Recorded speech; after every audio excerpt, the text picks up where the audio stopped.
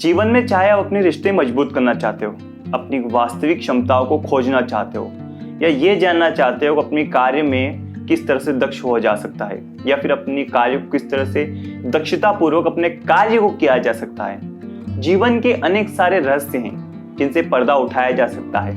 वो अद्भुत रहस्य कौन से हैं, उन रहस्यों को जानने के लिए आपको पढ़ना होगी गौर गोपाल दास जी की लिखी हुई जीवन के अद्भुत रहस्य। ये एक शानदार किताब है जो कि आपके व्यक्तिगत जीवन में जितनी भी बाधाएं आती है, या फिर जितने भी आपके दिमाग में सवाल पनपते हैं, जितनी भी व्यवस्थाएं होती है, उन व्यवस्थाओं के बीच में संतुलन होना बहुत आवश्यक है। चाहे वो प्रेम हो, वास्तविक जीवन हो, आपका जो जीवन हो वो हो, खाना हो, कोई भी या फिर किसी भी प्रकार की कोई भी व्यवस्था हो, अगर उस व्यवस्था के बीच में संतुलन होगा तो बेहद ही शानदार होगा, अन्यथा परिस्थितियां भयावह हो सकती है। तो ये किताब है जीवन के अद्भुत रहस्य, जीवन में कैसे पाए संतुलन एवं उद्देश्य। आपको जीवन में एक उद्देश्य होना बहुत जरूरी है और उसके साथ में संतुलन हो तो बहुत ही बेहतरीन हो जाता है। गौर गोपाल दास जी सबसे ज्यादा पसंद किए और फॉलो किए जाने वाले जीवन शिक्षकों में से एक है। किताब के बारे में कुछ बता देता हूँ मैं आपको कि पेंगुइन पब्लिकेशन ने इसको छापा है, 199 रुपए की कीमत है और इतना ही है। ऑफर मिलेगा तो और भी सस्ती आ सकती है, खरीदना हो तो लिंक डिस्क्रिप्शन के अंदर है। उसके बाद में किताब के बारे में बात कर लेते हैं। किताब किसके ऊपर है? सेल्फ हेल्प के ऊपर है। अब बहुत सारी किताबें आती है, किसको पढ़ना चाहिए ये भी जान लेते हैं। जीवन में अगर आपको उद्देश्य नहीं मिल रहा हो, या फिर आप परेशान हो रहे हो कि वास्तविक जीवन जीना किसे कहते हैं, आपके जीवन का मूल उद्देश्य क्या है, आप असामंजस्य में पड़े हुए हैं कि कुछ समझ नहीं आ रहा है आगे मुझे करना क्या है, क्योंकि समस्याएं तो हर जगह पाई जाती है। इसलिए समस्याओं को छुटकारा पाना नहीं, समस्याओं का समाधान पाना बेहतर होता है, क्योंकि छुटकारा पाएंगे तो शायद वो फिर से आ सकती है, लेकिन अगर आपके पास में समाधान होगा तो शायद वो समस्या अगर फिर भी आ जाए तो आप उसका समाधान फिर उसी तरह से निकाल पाएंगे।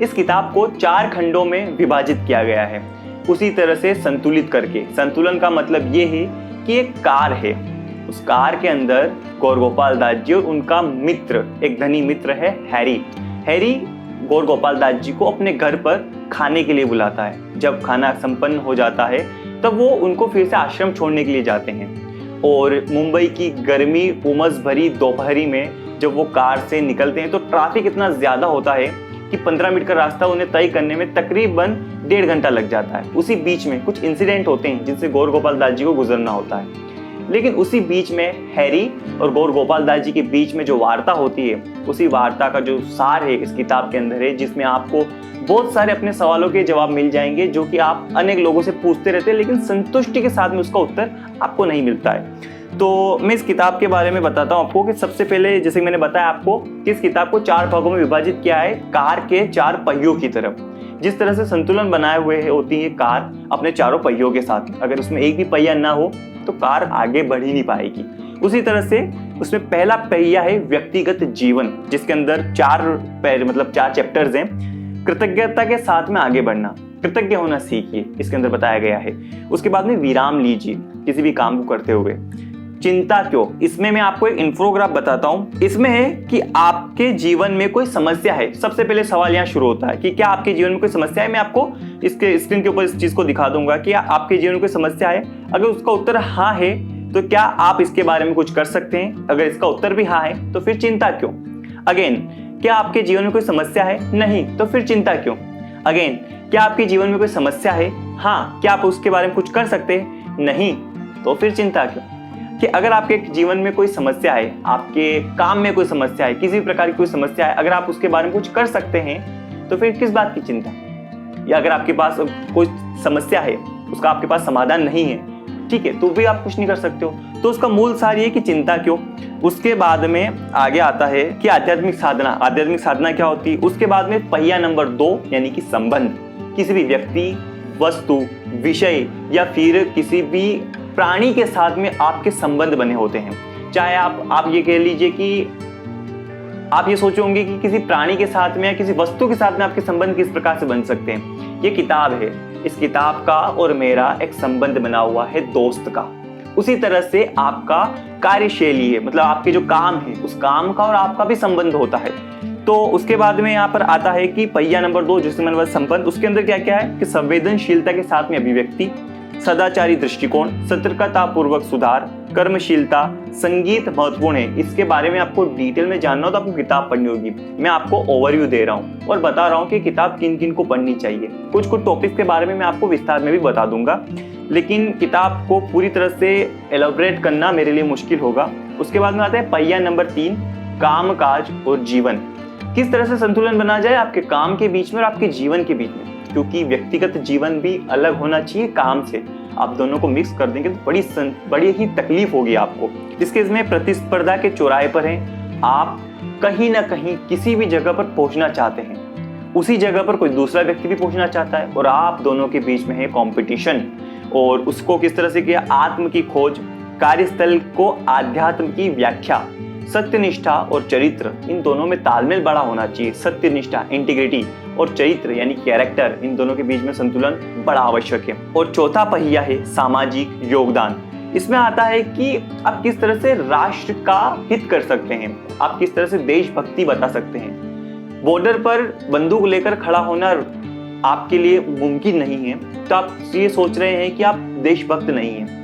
रास्ते पर पड़े हुए कचरे को भी अगर आप उठाकर डस्टबिन में डालते हैं, अगर आप हेलमेट पहनकर या सीट बेल्ट पहनकर गाड़ी चलाते हैं, आप ऐसे व्यक्ति की जो कि असहाय है उसकी मदद करते हैं, तो भी आप देशभक्त हैं। इसमें कोई संशय नहीं है। देशभक्ति वहां तक सीमित नहीं है कि वहां पर बंदूक लेकर हम खड़े रहेंगे या फिर अपने शत्रुओं से हम लड़ाई करेंगे। वो देशभक्ति है, लेकिन देशभक्ति अंदर भी निभाई जा सकती है। उसके बाद में राष्ट्रकथा, सेवा में आनंद कितना मिलता है, ये चीजें इसके अंदर है। तो मैं कुछ चीजों को एलेबरेट करता हूँ कि विराम लीजिए। किसी भी काम को करते समय आपको विराम लेना बहुत जरूरी है। जिस तरह से ये पेट है, ये भी एक तरह का पेट ही है, ठीक है। यहाँ पचाना होता है, उस तरह से यहाँ भी पचाना होता है। किसी भी चीज को, काम को कर रहे हो, चाहे पढ़ रहे हो या फिर आपने किसी प्रकार का काम कर रहे हो, तो विराम लीजिए। उससे क्या होगा, चाहे 5 मिनट का ही क्यों ना हो, उससे क्या होगा कि आपका जो दिमाग है वो रिफ्रेश हो जाता है, काम करने की क्षमता दुगनी बढ़ जाती है। वो कुल्हाड़ी वाली आपने कहानी सुनी है ना, कि लगातार वो कुल्हाड़ी मारते हो 4 पेड़ काटता है, लेकिन एक बंदा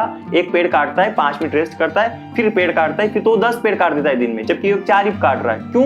क्योंकि वो कुल्हाड़ी को जब रेस्ट करता है तो अपना धार दे देता है, धार से वो तेज हो जाती है। तो मतलब आप जब रेस्ट करते हैं तो एक धार देने का काम होता है। उसके बाद में चिंता क्यों, जैसे मैंने आपको बता दिया है। सदाचारी दृष्टिकोण, हमेशा सदाचारी दृष्टिकोण मतलब अपना जो दृष्टिकोण है वो पॉजिटिव रखिए एक तरह से। उसके बाद में है कि क्षमाशीलता होनी चाहिए। किसी भी व्यक्ति के भीतर क्षमाशीलता सबसे ज्यादा होनी चाहिए।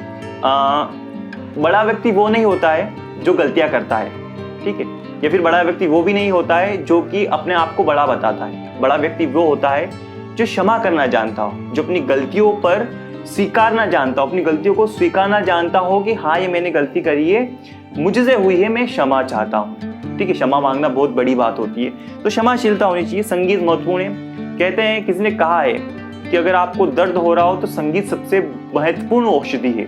अगर आपको दर्द से राहत पाना है, चाहे वो किसी भी प्रकार का दर्द हो, मैं सिर्फ सिर दर्द हो, हाथ पैर दर्द की बात नहीं कर रहा हूँ, किसी भी प्रकार का दर्द हो, जीवन में भी कई प्रकार के दर्द होते हैं। अगर आपको किसी भी प्रकार का दर्द हो रहा हो तो संगीत सबसे महत्वपूर्ण है। उसके बाद में आत्म की खोज, ये सारी चीजें आपको इस किताब के अंदर पढ़ने को मिलेगी। और इस किताब से मैं कुछ 1-2 आपको थॉट बता देता हूँ। चलिए, मैंने कुछ कृतज्ञता के ऊपर मैं आपको बताता हूँ कुछ, कि अपने पिछले 24 घंटों पर ध्यान दीजिए और 3 से 5 लोगों या स्थितियों का चुनिए जिनके प्रति आप कृतज्ञ हो सकते हैं। देखिए, कृतज्ञ होना बहुत बड़ी बात है। आप छोटी छोटी चीजों के लिए कृतज्ञता महसूस कीजिए, आपको बहुत लाभ होगा। कृतज्ञता कैसे महसूस कीजिए?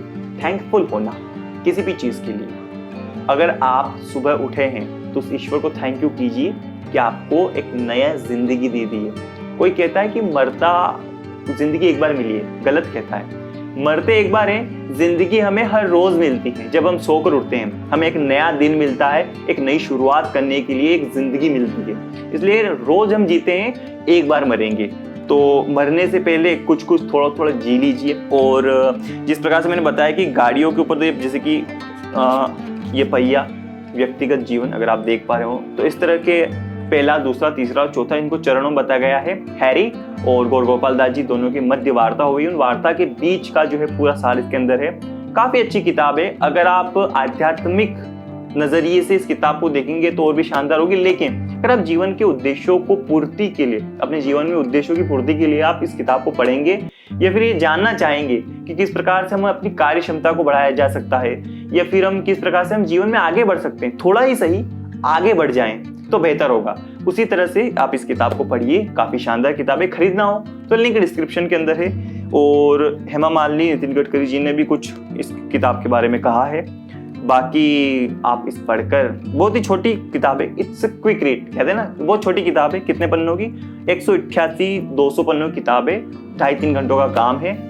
काफ़ी अच्छी किताब है, मुझे पढ़कर बड़ा आत्मसंतुष्टि मिली है और आप भी पढ़िएगा। अगर खरीदना हो तो पहले बता चुका हूँ कि लिंक डिस्क्रिप्शन में है।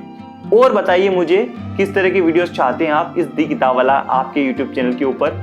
और अगर आपने इस वीडियो को शेयर नहीं किया तो शेयर कीजिए अपने दोस्तों के साथ में, उनको भी तो पता चले कि आप किस तरह के कंटेंट देखते हैं। और मिलते हैं अगले वीडियो में, तब तक के लिए पढ़ते रहिए, सीखते रहिए, सिखाते रहिए और जीवन में हमेशा मुस्कुराते रहिए। जय हिंद, वंदे मातरम।